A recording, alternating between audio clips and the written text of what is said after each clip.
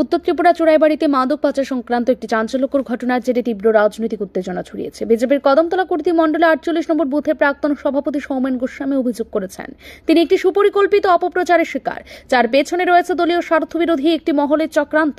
সৌমেন গোস্বামীর দাবি, গত 16 এবং 24 জুলাই ফেসবুক সহ বিভিন্ন ডিজিটাল মাধ্যমে তার নামে মাদক পাচারের অভিযোগ তুলে বিভ্রান্তিকর ছবি ও পোস্ট ছড়ানো হয়েছে। ওই পোস্টে দাবি করা হয় তিনি রাজ্য থেকে বহিরাজ্যে মাদক পাচারে সক্রিয় এবং কমিশনের বিনিময়ে মাদক চক্রের সঙ্গে যুক্ত। এই অপপ্রচারের বিরুদ্ধে সোমবার রাতে তিনি চোরাইবাড়ি থানায় অভিযুক্ত অভিজিৎ ঘোষ নামে এক ব্যক্তির বিরুদ্ধে লিখিত অভিযোগ দায়ের করেছেন। অভিযোগে সৌমেন বাবু স্পষ্টভাবে উল্লেখ করেন, রাজনৈতিক প্রতিহিংসা চরিতার্থ করতেই দলেরই কিছু স্থানীয় নেতার ইন্ধনে তার ও তার স্ত্রী সামাজিক এবং রাজনৈতিক ভাবমূর্তি নষ্ট করতে এই অপচেষ্টা চলছে।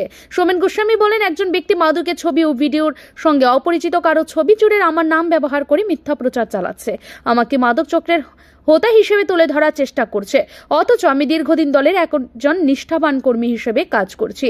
আমার স্ত্রী নির্বাচিত জেলা পরিষদের সদস্যা, কোভিড কালেও আমরা সামাজিক সেবায় ছিলাম অগ্রণী। আমি আইন ও বিচার ব্যবস্থার উপর সম্পূর্ণ আস্থা রাখি। একটি প্রমাণ পেলেও আমি শাস্তি মেনে নেব, তবে ষড়যন্ত্রকারীদের বিরুদ্ধে শেষ পর্যন্ত লড়াই চালিয়ে যাব, প্রয়োজনে উচ্চতর আদালতের দ্বারস্থ হব।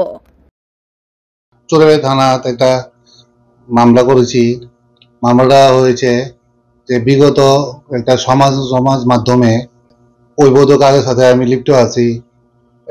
যে মানে যত ধরনের অবৈধ কাজ হয় লিপ্ত আছি। এটা প্রথম 16/7/2025 করছে, এরপর দেখছি যে 24/7/2025 আবার করছে। যত ধরনের অবৈধ ব্যবসা যে হয়, যা আবার ড্রাগসের সাথে আমি কমিশন লই, এরপরে গাঁজার সাথে আমি কমিশন লই, যত ধরনের কি ফুটেজ দিয়া করছে। তখনও দেখছি যে ফটো আবার আরো জনের এর কমিশন বলে আমি প্রশাসনের সাথে মিল্লা প্রশাসনের টাকা দিই, মন্ত্রিসভার সদস্যের টাকা দিই।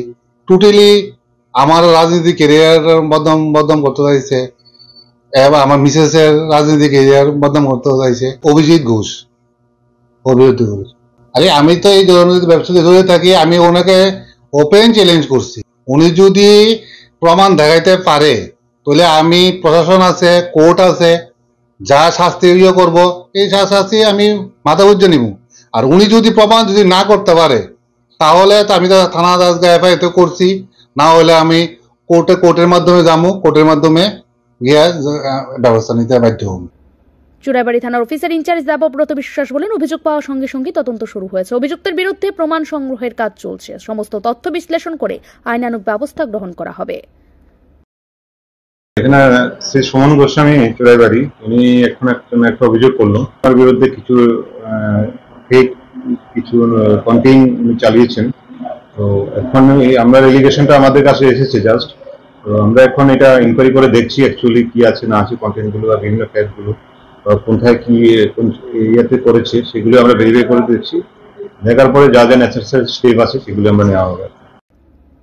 এই ঘটনাকে কেন্দ্র করে বিজেপির অন্তরে শুরু হয়েছে চাপা গুঞ্জন। অনেকে প্রশ্ন তুলছেন, সৌমেন গোস্বামী কি সত্যি দলের ভেতরকার কোনো গোষ্ঠীদ্বন্দ্বের শিকার? স্বচ্ছ ভাবমূর্তি থাকা সত্ত্বেও তার বিরুদ্ধে এমন অপপ্রচার কি কোনো রাজনৈতিক অভিসন্ধিরই অংশ? পরিস্থিতির দিকে নজর রেখেছে রাজ্য রাজনীতি। রিপোর্ট ঋদ্ধি নেটওয়ার্ক।